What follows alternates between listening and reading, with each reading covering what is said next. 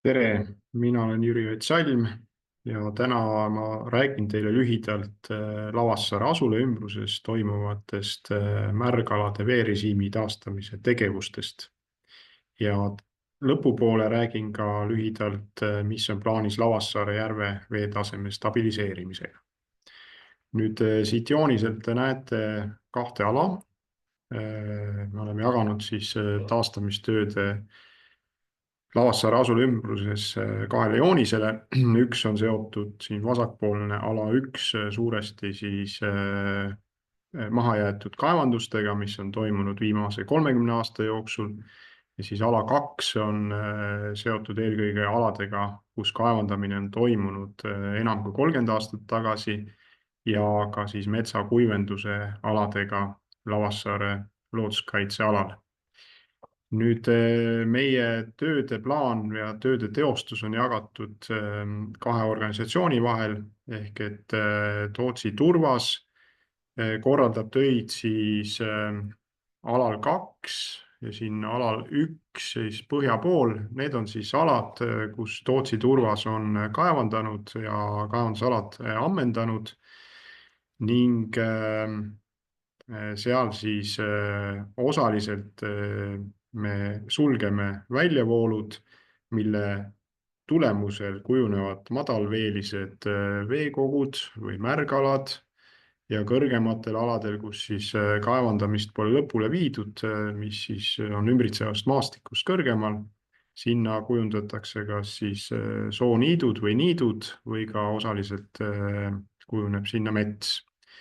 Seal aladel siis, nii ma toongi siin alal üks, siis see on siis Lavassaare asula on siin all, natuke suurendan üles. Kui keegi teab, siin on siis kaevandajate selline kontor või kus nad hoiavad oma tehnikat siin kaevandusalade keskel. Ja siit siis lääne suunas vasakul asub siis Lavassaare järv.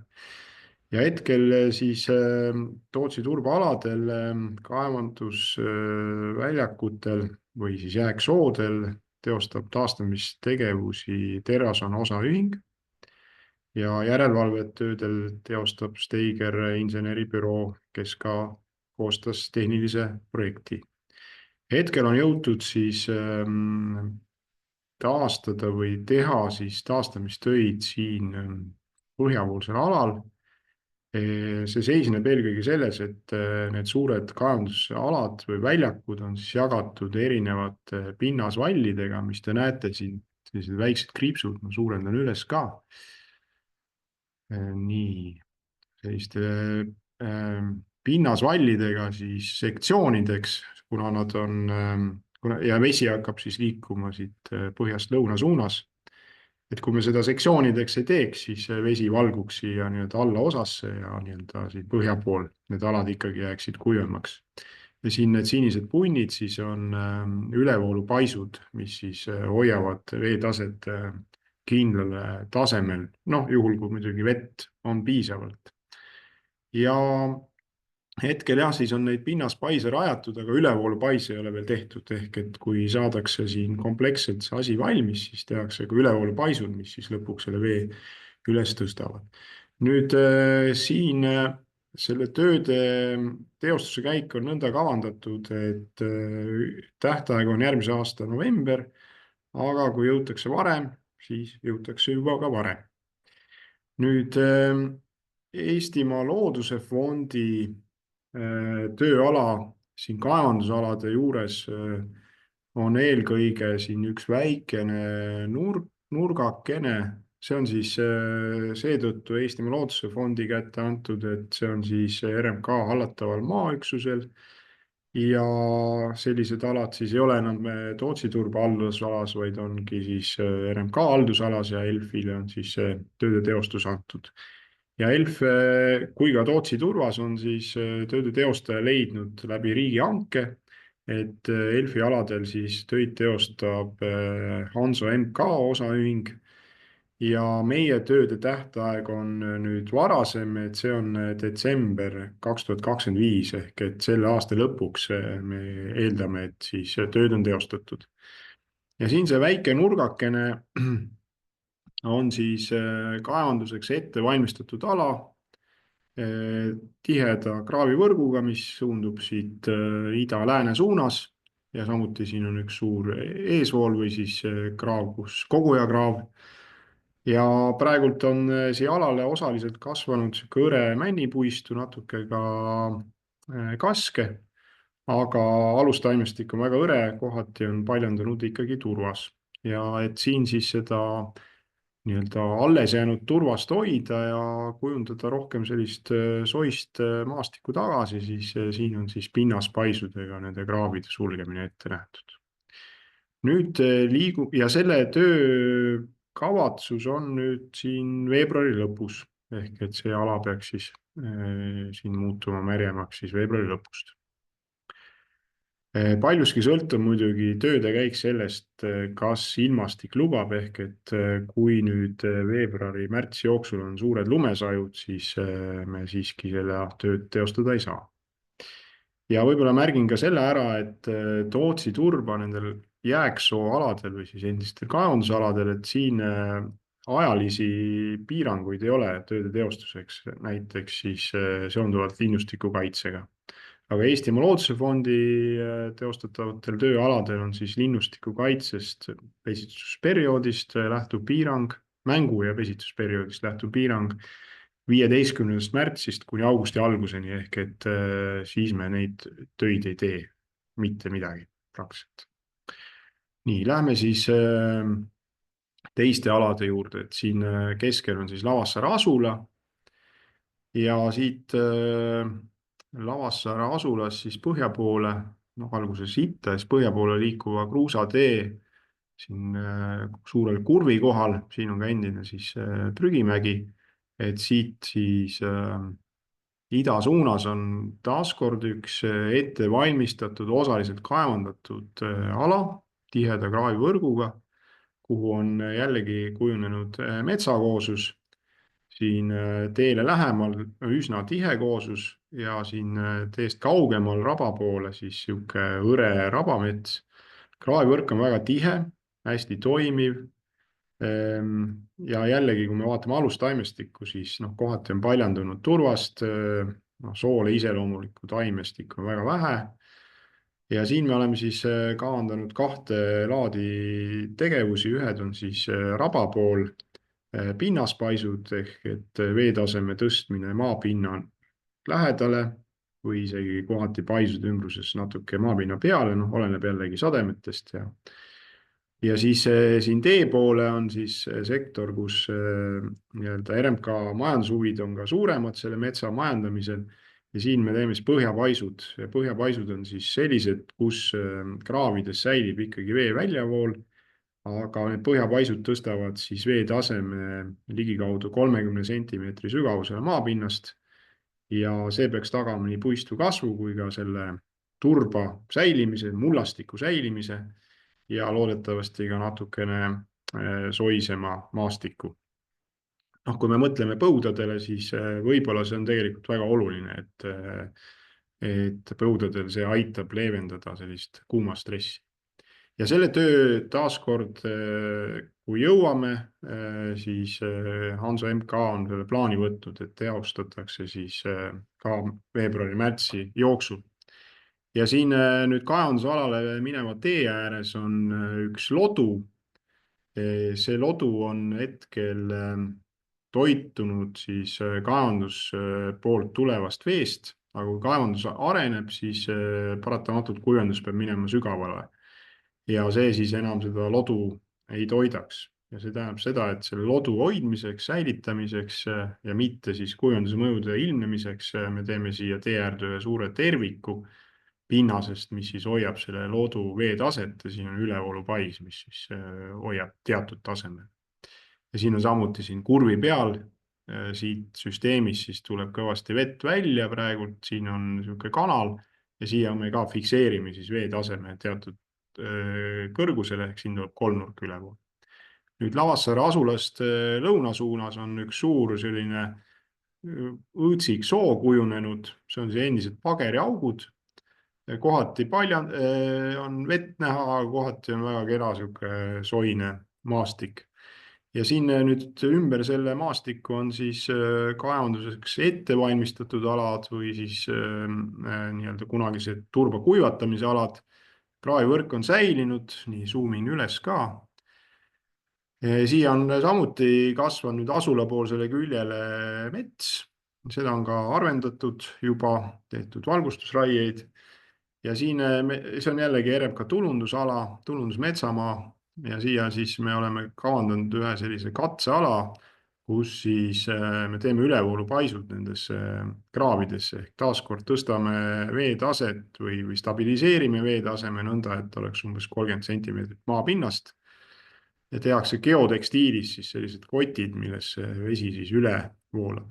Ja siia külge siis, siin on vana raudteetamm, et siia teeme siis ka sellise parema läbipääsu, et siin saab siis üks jalutusrada ja seda on ka vald lubanud suviti niita, et siin need tööd, kui jõuame jälle siis veebruar-märts, ja siia siis on projekteeritud ka üks platvorm ja sihuke hakkepuiduga rada. No see on tööplaanis sügisel, kuigi ma ka nimetan ära, et me ootame hetkel veel rahastaja otsust ka, et kas meil ikkagi see õnnestub siia rajada. Nüüd seda lodu või sellist õõtsiksoo ala siis hoiavad üleval hetkel siin paiknevad koprapaisud ja need me siis asendame ülevoolupaisudega ehk et kobras ei ole alati selline püsiv loom, kes seda veetaset siin hoiab. Et olla kindel, et see veetase oleks stabiilne, siis need me asendame ja siia samuti teeme koolmekoha, kust hetkel vesi üle tee voolab. Ja need asjad teeme sügisel, siis siin need pruunid, see on siis maantee, mis läheb Audru poole, et need pruunid alad on siis tasandusalad ehk et need on sellised väga künklikud turba siuksed kühmud, mis on kaevandamisest jäetud, millegi tõttu pole neid ära kaevandatud. Sihuke hästi, noh, ühesõnaga mosaiikne selline maastik, osaliselt need on metsastunud. Ja siin me siis teeme sellise eksperimendi, et me tõstame selle turba tagasi siia märgala sisse ja teeme sellise suurema, lagedama ala. Ehk et see võiks olla, no lagedad alad on need, mis soodest kaovad kuivenduse tõttu ja, ja ka paljud metsastuvad, noh, kus on kuivem. Et siin me siis teeme sellise eksperimendi mõneti, et vaatame, kas see õnnestub. Meil oli algselt plaanitud tegelikult see palju suuremal alal, aga oleme tagasi tõmmanud, et teeme eksperimendi, kuidas see õnnestub. Ja see võiks siis toetada nii selle avasoo koosuse tulemist kui ka sellega seotud elustikku, no linnustikku eelkõige, kes siin, kellele see väga meeldib. Ja siin siis see tasandamistöö osaliselt teostatakse ujukopaga, et meil see tööplaan on nõnda, et siin praegult talviste oludega teha siin siis raie ära ja siis sügisel tuleb siis ujukopp või siia tuleb ka päris kopp, tavaline kopp, et siis sügisel madalveeperioodil et see pinnase töö siis ära tehakse. Ja siin teisel pool seda lodu on ka mõned kraavid ja siin need punased punnid on siis pinnaspaisud ehk et siin samuti siis sulgeda vee äravool, et see soo kooslus siin saaks tagasi tulla. Nüüd lähme asulast lääne suunas, siin on ka mõned üksikud ülevoolupaisud ehk kogu see sektor, mis siin maanteede vahel on. Siia on kujunenud päris kenad märgalad, madalamatesse kohtades, noh, kõrgemates kohtades on sellised kuivendatud metsaalad. Aga et nende märgaladel taaskord siin hoiab tegelikult veetaset kobras suhteliselt palju. Kohati on need paisud ära lagunenud, nii et siin me siis ka teeme ülevoolupaisud, mis peaksid siis fikseerima selle veetaseme nagu säilimise. Ja noh, siis märgalad saavad siin toimida ja noh, kõrgemal alad, mis salata, jäävad kuivaks. Nüüd liigume siit raudteemuuseumist natuke põhja poole ehk et Lavassaare järve poole. Et siin on siis rabamets, Siirdesoo mets ja siia on siis rajatud kuivenduskraave, tõenäoliselt metsakuivenduse eesmärgil, kuid tõenäoliselt ka heinamaade rajamise eesmärgil, et vähemalt võib niimoodi annaalidest lugeda. Et pisemaid kraave, suuremaid kraave et siin taaskord, et see veerežiim ja soo oleks hoitud, siis on plaanitud need kraavid pinnaspaisudega sulgeda ja siin kaitseala piiril on hästi sügav kraav, see on kunagine siis endine kajandusalalt koguja kraav. Siia teeme ülevoolupaisut, kuna jällegi raudteemuuseumi poole on siis majandusmets, et nii-öelda metsakasvatuslikud tingimused säiliksid noh, nii-öelda paremad nagu kuivenduse poole, aga teisest küljest, et ikkagi jällegi sügavasse turbasse kaevatud kraavid kuivendavad seda ala, aitavad turba lagunemisele kaasa ja siia siis kaitseala poole omavad mõju, nii et selline lähenemine, et nii metsamajandus saaks oma tingimusi täidetud kui ka looduskaitse poole pealt läheks paremaks. Ja see töö leiab aset alates augustist sügisel ja osa paise, väiksemaid paise me teeme ka vabatahtlike abil talgute korras. Talgud tõenäoliselt leiavad aset augustis. Nüüd lõpuks lubasin rääkida ka siis Lavassaare järve väljavoolu reguleerimisest või siis stabiliseerimisest, et siin on siis Audru jõgi, mis on sirgeks kaevatud.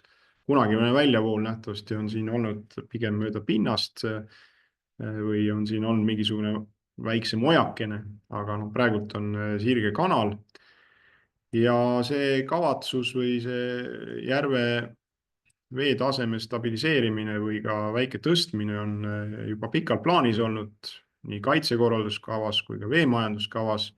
Ja põhjuseks see, et selle järve seisukord ei ole hea ja kui see veetase kõigub ja ka teatud ajal langeb, siis järve seisukord läheb kehvemaks ja samuti see madal veetase tegelikult mõjutab ja kuivendab ümbritsevat soomaastikku. Nii et mõte on siis see, et veetase oleks vähemasti stabiliseeritud ja kui kavandamisel me peame võimalikuks siis tõsta ka seda, me oleme rääkinud siin ligikaudu 30 sentimeetrist ja põhjus, miks seda rohkem mitte tõsta, kuigi seda järve veetaset on rohkem alla lastud, siis on see, et siin lõunaosas paiknev siis õõtsik alles jääks, et me hindame, et 30 sentimeetrise tõstmise korral see õõtsik tõuseb kaasa, vähemalt suures osas ja jääb see korjeala, marjakorjeala, jõhvika ala siis nagu püsima. Praegult tegelikult ka seda veetaset hoiavad püsti siin peaaegu 9 koprapaisu, mis on ka lagunenud, kohati ka lõhutud, et see on tegelikult aidanud seda veetaset hoida ja siin isegi Suubmes me leidsime ühe inimtekkelise paisu, mis on ka lagunenud, aga näitab, et soovi seda järve veetaset hoida on ka varem olnud. Nüüd meie projekteerimise raames tegelikult otsisime sellele lahendust, projekteerija oli siis Steiger inseneribüroo, et see lahendus ka välja pakkuda ja teostada Waterlandsi projekti raames, aga ilmnes, et Audru jõe ümbrus on ehituskeeluvöönd ja et ehituskeeluvööndis selliseid tegevusi kavandada, no see tuli meile natuke ka üllatusena, me ei osanud selle alguses tähelepanu pöörata, et siis selle protsessi kokkuleppimiseks on vajalik siis detailplaneering, mida siis algataks RMK ja menetleks siis Lääneranna vallavalitsus või vald. Ja kui vajadus, siis kaasneb sellega keskkonnamõjude hinnang või keskkonnamõjude strateegiline hinnang. Ja praegult siis meie plaan on need protsessid läbi teha, aga me ootame jällegi nende protsesside algatamiseks rahastaja otsust, sest tegemist on täiendava tegevusega. Ja see protsess võiks siis toimuda tähtajaga järgmise aasta november, 2026 aasta november, et see lahendus siis nagu välja pakkuda ja RMK siis omalt poolt peaks leidma sellele ka teostuse, aga seda siis peale selle protsessi läbiviimist. Nüüd kõik materjalid, millest ma siin rääkisin, on leitavad projekti Waterlands kodulehelt, mille lingi te leiate altpoolt.